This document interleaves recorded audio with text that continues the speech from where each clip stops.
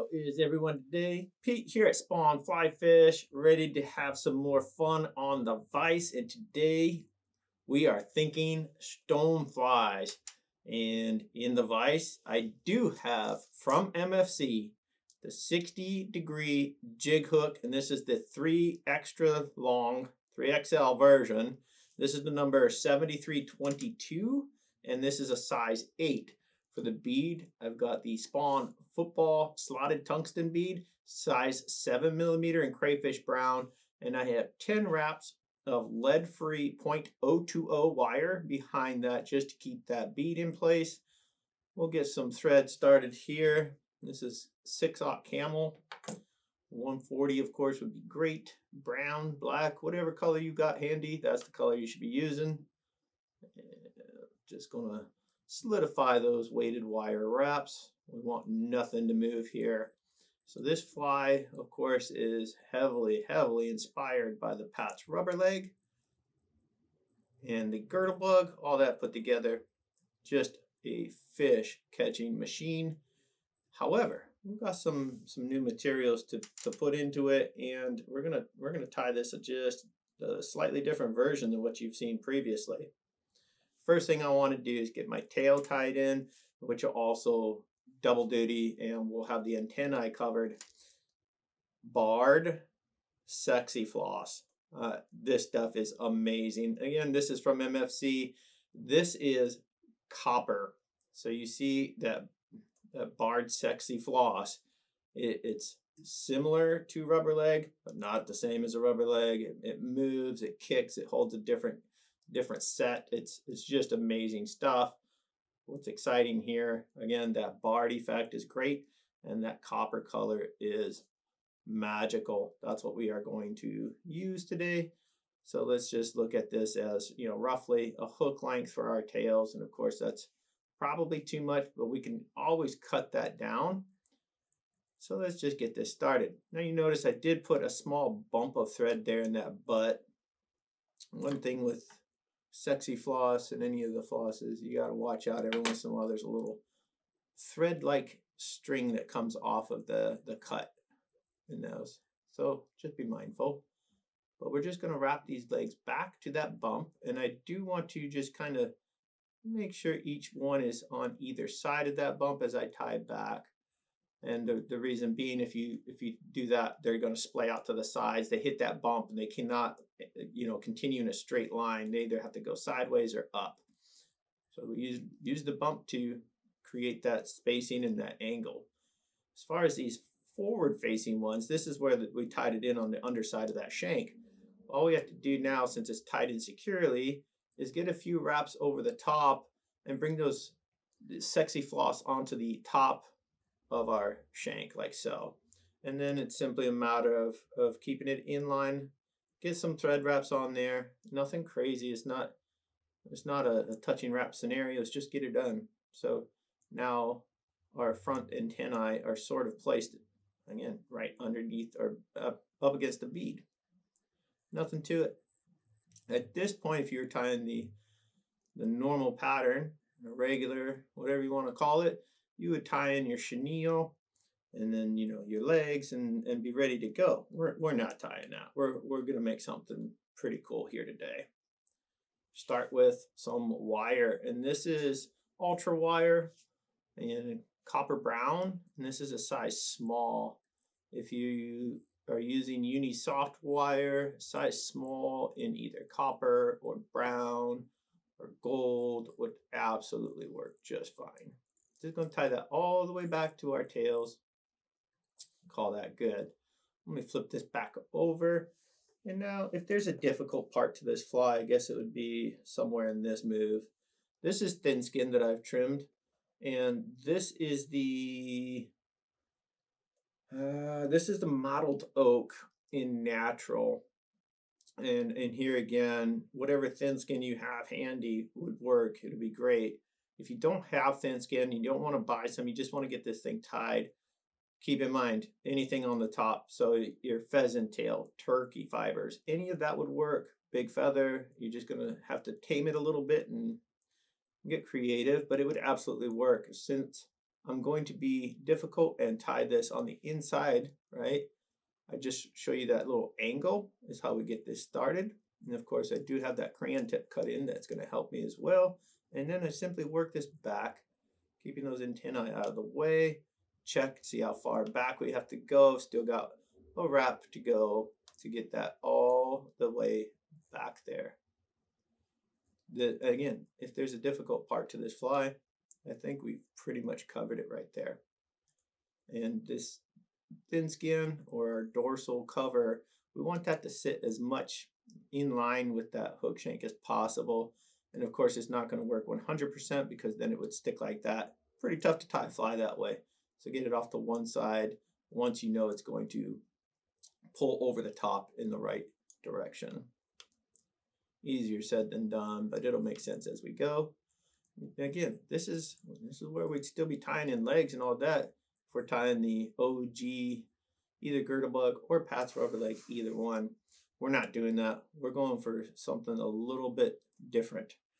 I want to hang out here in the midpoint of this fly. When we're talking stoneflies, you pretty much half and half body, half thorax, half abdomen, half thorax, whatever you want to call it. And we're going to utilize that today. But I'm going to dub this body. I'm not going to use chenille. And yes, there's a reason. We're going to highlight today a couple new colors of spawn dub. Now, these are designed more for crayfish application, but the beauty is if you look at crayfish tones, they have a lot in common with stonefly colors. And we're going to take advantage of that. So this mud bug is somewhat similar to colors you would find in your golden stones or light brown stones if you have light brown stones. I know it sounds funny to say, but they do exist. But golden stone coloration, it has it. This is great for those. And you know, we'll get into some crayfish patterns, of course, as we go. But this bug is just too good. It's too buggy. Got a lot of people starting their trout seasons and all of that. And what's funny with this pattern is even if you fish still water that has never seen a stonefly ever, you can throw this fly and catch every stalker that swims. I'm not even joking. Just deadly. I do want a pretty beefy noodle here. Not going with the typical keep it sparse.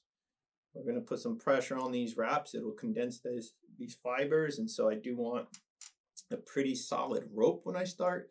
And that will help me maintain that body profile as well. Nothing to it. Just get it wrapped back. Be diligent and mindful of the hook point.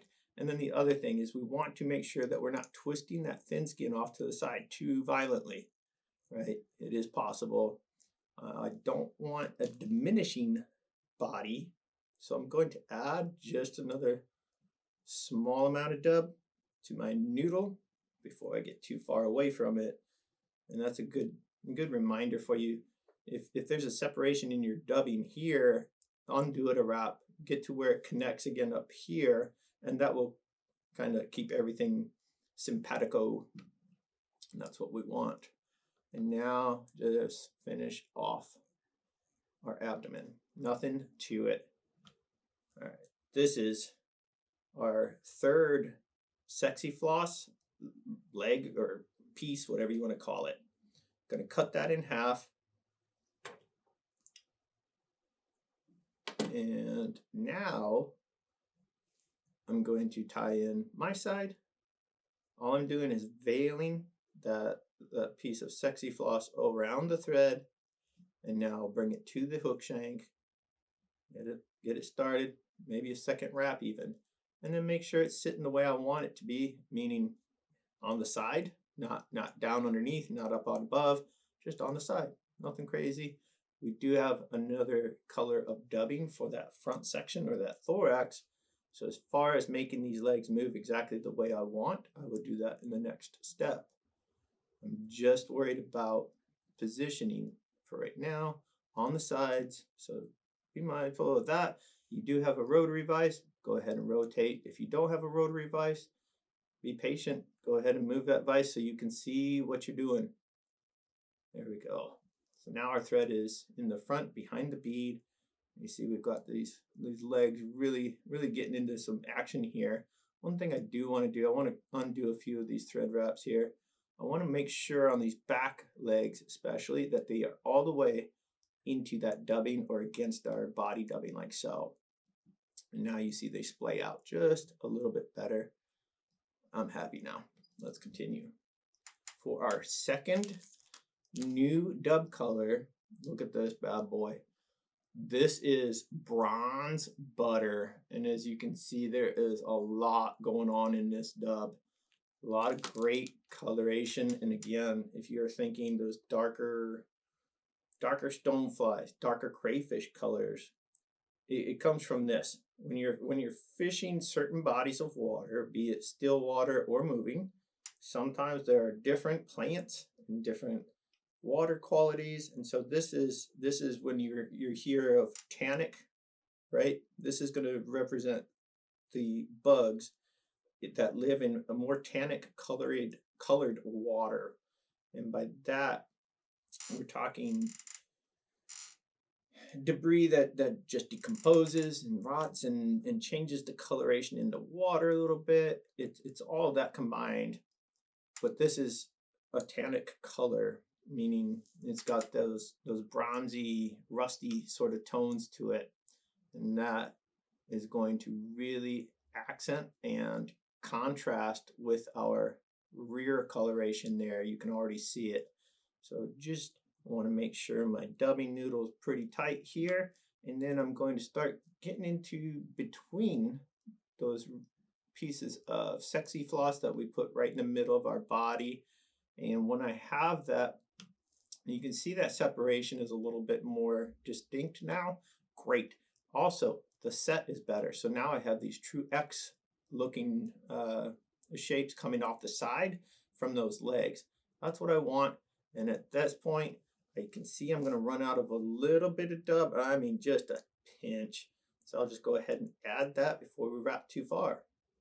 And I'm ready now to get all the way up into this front or head of the fly. I can still fit a little more. You know, with dubbing, oftentimes, let me undo this so I can show you exactly. So you see now how loose that's going to get if we don't undo that wrap. We'll even do one more, but it's not necessary. It's going to be fine. But in the world of dub, we tend to overdub things.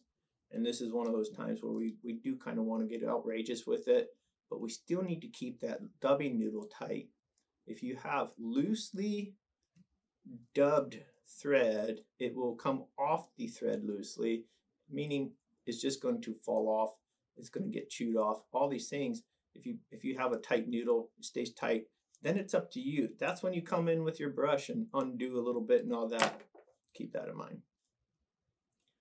Here is our thin skin now for that shell or casing or what have you. Just go and get a couple wraps here on top, and that's going to be our dorsal set, if you will. And nothing too crazy. Just want to get that in position. I don't want to trim this ultra close, and there's a reason. I don't know if you can see this or not, but by leaving a little bit of extra meat there, it's going to keep these antennae going over the front and not wanting to creep to the side of the bead. For me, that's a big deal. Maybe in your world it's not that big a deal. Adjust accordingly. So now we have our wire, and just want to get that started. Be mindful of those little legs in there. Don't disrupt them too much. And then the other thing is make sure on this leading edge here, we're not tearing or cutting that thin skin. We are simply making sure it stays on the top of our fly. You see how those rubber legs, we kind of figured out as we go, they'll move a little bit, not all of it, but sometimes they move enough. So keep those moving out of your way. Just going to get this all the way up to the front here, and I think this will be my last wrap. And let me show you guys. So this is what we are looking like on the top. Very, very buggy. And let's go ahead and finish this fly off. A few wraps to secure that wire. Get it in front of it. And now we can safely trim that out. So cut, get your thumbnail involved, push that point, that cut point down and back, and clean up that little mess in there. If you have a mess, guess what? Pretty much done at this point. Turn it back over. Let's whip finish. And by all means, you could trim these legs before you do this. I like to leave them in, and there's a reason. If one should move, get bumped, I can still slip it back into place a little bit before cementing this fly. If I cut them too early, it's going to be tough to move those around. But again, no fly tying police here today. So you do you. If you got a certain technique or way to move things that makes you happy, by all means, do so. Right, just go match up that leg. Look pretty good on those. A little long on these tails, so I'm going to come in and just take a little off. And then for the antennae, I'll leave those just a little bit longer than the rear leg. Call it good. Time for head cement. I'm just going to spin that a little bit so you can see all that buggy goodness. I don't know about you guys. I'm super excited about this fly. I can tell you the fish, however, not so excited. There's nothing they can do. I mean, even if it came with the Surgeon General's warning on the back, they would still be lining up to get at this thing. So it's a good one. You should have this in your arsenal. And there we go. Now we have all those beautiful thread wraps covered with head cement. This thing just needs to dry a little bit, and it's time to hit the water. Hope you guys enjoyed this new version or a new variation on the Pat's Rubberleg or Girdle Bug, whatever you want to call it. I just call it deadly. Hope you guys enjoyed. If you did, by all means, please hit that like button. Please hit subscribe, and we will see you all on the water.